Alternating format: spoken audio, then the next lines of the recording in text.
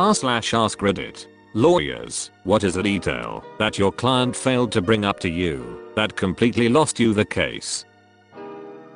A friend of mine is a lawyer, and he said that a client once turned up to court in the actual same outfit he was wearing in the burglary. When the CCTV footage come up in evidence, the client looked down to himself and was like, "Oh shit. Your Honor, I can guarantee you the man on the screen is not me, but he definitely has impeccable taste in fashion." Unfair dismissal case. The client claimed to have been dismissed without reason or following procedure. After we had started the case, it comes out that not only was he given 3 written warnings, but he was also called in for a disciplinary hearing before his dismissal. Don't lie to your lawyer. Similar to a doctor, I feel like not telling your lawyer everything can just hurt you. The only reason I can see anyone having a valid reason for lying to a doctor is if they have someone in the room, the patient, who they can't tell the truth. I once got asked if I was sexually active in front of my mom. She was sitting behind me, so I shook my head, but whipped my eyes up and down. She just nodded and said I see, and checked the box. Lucky it was on the screen also facing away from my mom. I just tried shaking my head and nodding my eyes, and I think the interviewer would have thought I was crazy. Not a lawyer yet, but I clerked for a DA's office throughout law school. Obviously we don't have clients, but I'll never forget this kidnapping case I worked on. It involved 2 Asian male defendants who were both the same age and looked relatively similar. Witness is on the stand and is asked to identify where the defendant who pushed a newsie into his face is seated. It's clear the witness is having trouble differentiating the defendants. In a true moment of brilliance, one defendant raises his ducking hand and basically points to himself like, "Right here, bud. Hands down the dumbest shit I'd ever seen." I thought his defense attorney was going to have a brain aneurysm. That he filmed his offenses for his YouTube channel. The cops didn't even know. A witness brought it up on day 3 of a trial. It was a nice quick change of plea that afternoon. So you're saying it's just a prank, bro? Isn't a valid legal defense? It was a typical appointment/interview with the immigration committee in order to grant my client a residence permit. He was marrying a woman in my country with my country's nationality, and this is a legitimate reason to be granted a residence permit. So it was a typical procedure. At least that's what I thought. The committee is bored to death and we all want to be over with it, so they asked him all typical and boring questions, like how did they meet, where they live, etc. They ask these things to identify white/false marriages. At some point they ask him if he was married before, and he says yes, back in my home country, and I'm still married actually, never got a divorce. I was stunned. Double marriage is forbidden in my country. And he never bothered to mention this detail to me, neither to the other lawyer, when we asked him. He later told me he said the truth because he was afraid to lie in front of a committee. An honest and stupid man. I got all my money though, yet we had to find another way to gain a residence permit. I felt a too real shudder of recognition reading your story. So many times I've asked a client the exact same question like 5 different ways, just to make sure their answer remains consistent. Just to have them answer in the exact opposite way before the judge or decision maker during the hearing. Like, "Duck, why even retain me if you're not even going to stick to the plan you're paying me money for?" One of the unsolved mysteries of life, eternally. Sadly, yes. I've heard of people calling the police for getting ripped off in their meth purchase. I'm actually a lawyer, but I was only watching this trial, not participating. So the case was that woman A had hit woman B in the head with a heavy beer pint at a bar, and woman B got pretty serious injuries. The defense claimed that woman A had not hit anyone with the pint, but instead had just thrown the pint into a random direction, and it happened to hit B in the head, thus it was an accident, and not a battery. Well, the prosecution had a CCTV tape from the bar, and it was shown at the trial. And the tape clearly showed in HD as A walked behind B and smashed the pint to her head so hard that the pint shattered on impact. I looked at the defense lawyer and his jaw literally almost hit the table. The prosecutor also noticed this and asked something along thrown A. And the defense lawyer said that due to technical difficulties he couldn't get the CCTV tape open on his computer when he was reviewing the evidence. Woman A was found guilty. So yeah, I was completely dumbfounded. I can't get the file to play. What is it? Video of the incident. Oh. It'll show you didn't do it, right? Yeah. Great. Next file please. Client in family law matter lied to me about using meth. Then used meth with the child in the room and the ex got footage of it on the nanny cam and then made excuses about why they couldn't do a drug test, then blamed me when they lost custody. Despite the fact that they didn't show up to appointments or return my calls, so I couldn't prepare any court material. I dumped the client after that and left family law. A defendant was written a cell phone ticket while driving and defended himself. Your Honor, I was not using a smartphone while driving. Guilty. So as a technicality, if it's stated on the ticket that he was using a smartphone and he was able to prove he didn't own a smartphone without saying he was using one at the time, would that get him off? Likely not.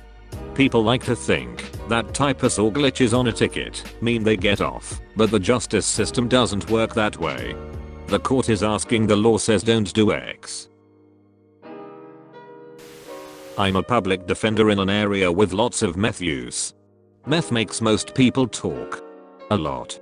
So I can't tell you how many clients forget to mention that they got to the jail still high and called their mom/girlfriend/buddy on the recorded jail phone and not only confessed to the crime but also brainstormed whatever alibi or version of events I'm relying on to defend them.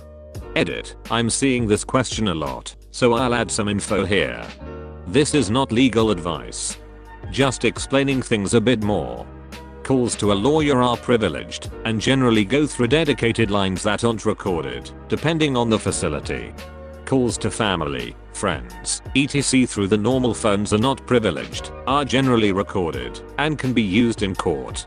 There are usually printed signs near the phones and a recorded warning before each call that this is the case. I was in court once for a school journalism project, and there was a woman in court who had been arrested for weed and crack possession when she came to bail out her boyfriend from a separate arrest. Apparently he called her from jail and told her to come bail her out and to bring some weed and crack.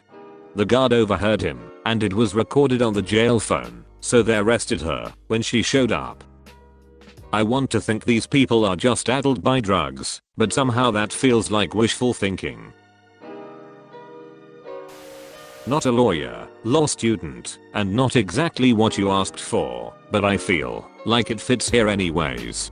We read about a criminal case in which there wasn't enough evidence to convict the suspect, so the suspect was not guilty due to reasonable doubt, and he responded, "Thank you, judge, I'll never do it again." DA went into appeal and Jude got convicted. What case? If he was acquitted once the verdict was reached, why wouldn't he be immune from double jeopardy? Because it wasn't a second case but an appeal. I'm a court-appointed attorney for qualifying individuals in family matters. Termination of parental rights case. Have been fighting to argue that parent is stable, working lawfully, has a suitable apartment, doesn't need psychotropic meds anymore, ready to be a parent, etc. After a few months of negotiating with all the parties and Department of Children, Court Services, we have a pre-trial to try and convince guardians.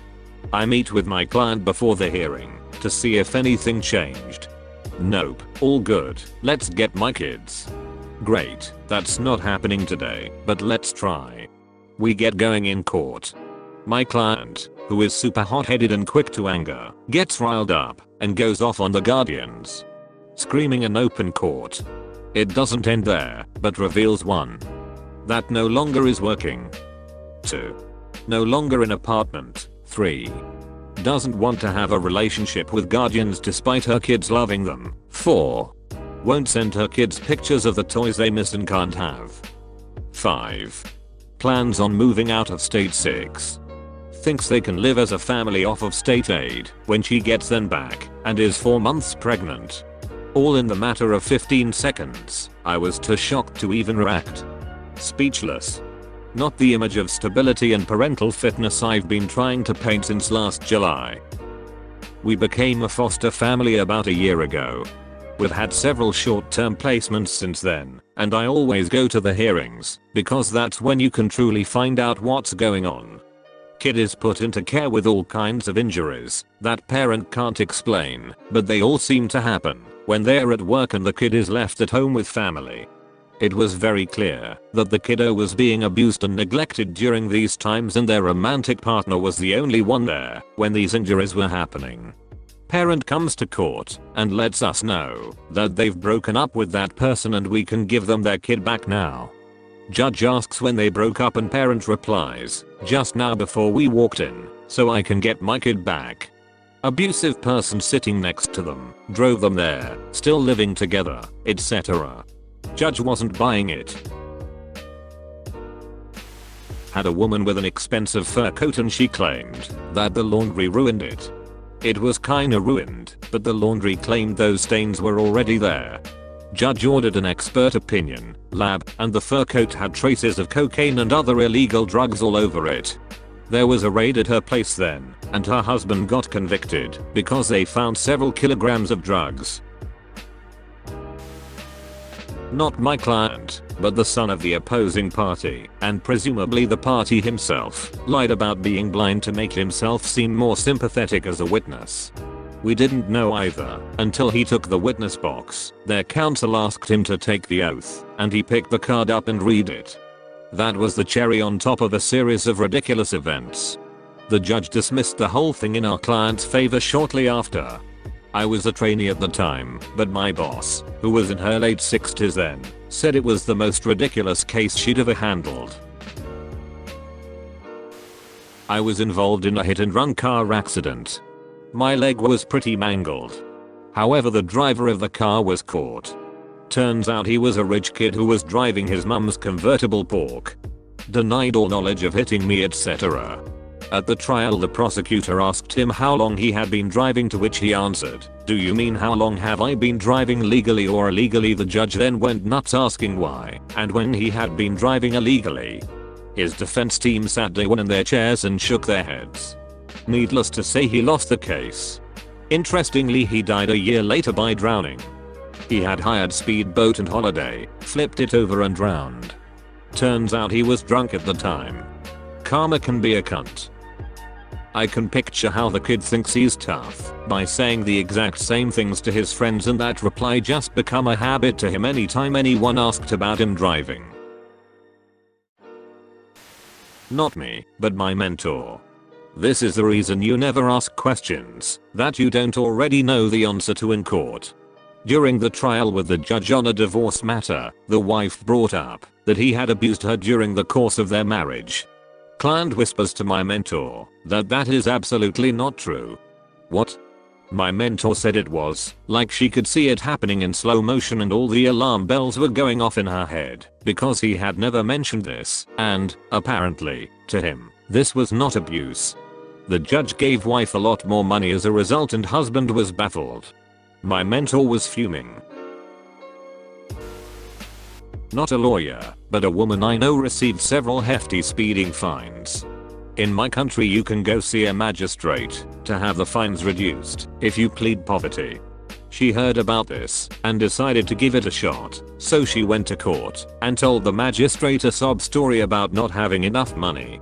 The magistrate heard her out, then he asked her, "Madam, what type of car do you drive?" She replied in a tiny voice, "A Porsche." Edit. Many have raised the fair point that a Porsche doesn't necessarily cost that much and isn't indicative of her financial status. So I'll add that it was not a beat up or old model at the time. She could have paid the fines without breaking the bank. She was just pushing her luck. She's a wealthy woman who just didn't want to pay her fines, and the magistrate wasn't having any of it. Guy in prison hired me to request a modification of his sentence because he was doing very well, completing a lot of optional programs, no rule violations, etc. He had his family come in and pay and everything to get started. I asked the family and the client if he had requested modification before, because the law said that for his conviction, he could only request modification twice for any one sentence, regardless of if they were granted or denied. Swore up and down he'd never filed before. You can see where this is going. After spending a few hours going over records and preparing documents, a copy of the CCS, the case record basically, finally arrived.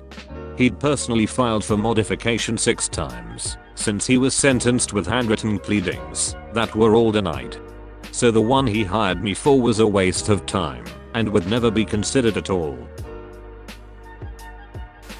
My father is a judge. I remember him talking about a case where a woman was suing for a severe back injury that she said was preventing her from working and taking care of her kids and so on. In the middle of the trial a pen rolled off the table and she is bending over trying to reach it from her chair, but pen was too far away, so she stands up and bends over and picks it up and goes back to her seat as if nothing is out of the ordinary. My dad is just looking at her and she snaps at my dad and goes, "What are you staring at?" My dad asked her if she was okay and her response was that she was fine. Her attorney leaned over and said something to her and she then loudly started complaining about her back and how much her back hurt, but no one believed her.